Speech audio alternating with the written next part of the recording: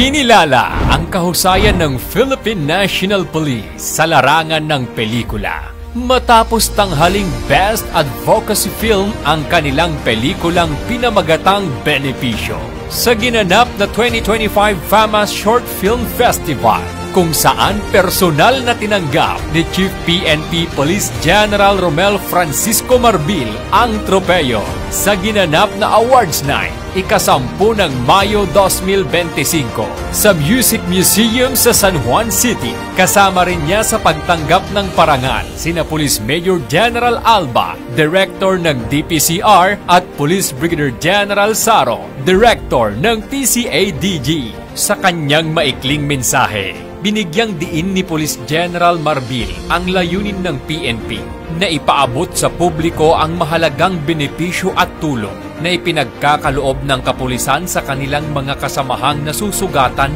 o nasasawi sa mga operasyon.